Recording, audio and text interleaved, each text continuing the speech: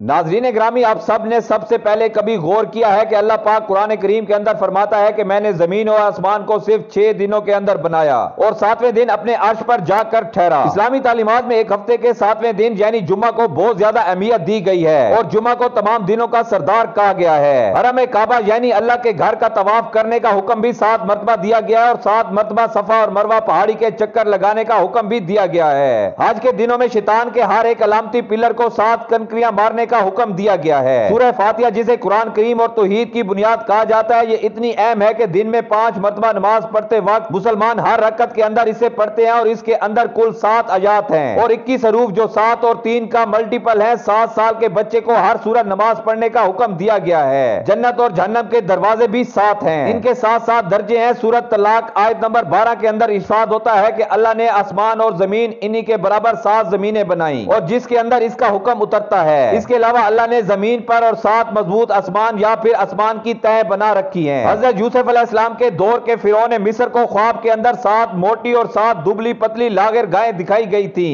اور قوم عاد پر اللہ نے 7 راتیں اور 60 دن تک عذاب کی آندھی کو چلائے رکھا۔ یہی نہیں بلکہ زمین پر رینبو کے اندر 7 بیسک کلر ہیں جن سے باقی رنگ بنتے ہیں اور اس کے ساتھ ساتھ میوزک کے بھی 7 بیسک کنسپٹ ہیں۔ زمین پر 7 بر اعظم ہے اور 7 ہی سمندر موجود ہیں۔ آخر نمبر 7 کے اندر ایسی کیا خاص بات ہے کہ یہ قرآن کریم کے ہر ایک اہم واقعے کے اندر اور دنیا کائنات کی بناوٹ کے اندر ہمیں ہر جگہ پر دیکھنے کو ملتے ہیں۔ یقیناً اس نمبر کے اندر کوئی نہ کوئی ایسا راز چھپا ہوا ہے جسے ہم لوگ ابھی تک جاننے میں ناکام رہے ہیں۔ قرآن کریم کے اندر نمبر 1 کے بعد نمبر 7 سب سے زیادہ بار ریپیٹ ہوا ہے اور یہ حقیقت ہے کہ ہماری کائنات کا نظام اسی آٹومیٹک لیول سے لے کر کائنات کی ترتیب تک سب ایک خاص قسم کی میتھمیٹیکل نمبر کی ترتیب سے ڈیزائن کیا گیا ہے۔ میتھمیٹکس یا نمبر اس کائنات کی ترتیب کی زبان ہے اور ہماری یہ کائنات فیک ناچی نمبرز یا گولڈن ریشو کی ترتیب پر بنی ہوئی ہے جسے لیونارڈو آف پیسا نے متعارف کروایا اور یہ ترتیب کچھ ایسے ہے کہ مثال کے طور پر آپ ایک نمبر کا سکوئر لیں، اب اس کے ساتھ اسی سائز کا ایک دوسرا سکوئر جوڑ دیں، اب اس کے ساتھ ایک بائی 2 کا سکوئر جوڑ دیں، اب اس کے ساتھ ایک 3/3 کا، پھر 5/5 اور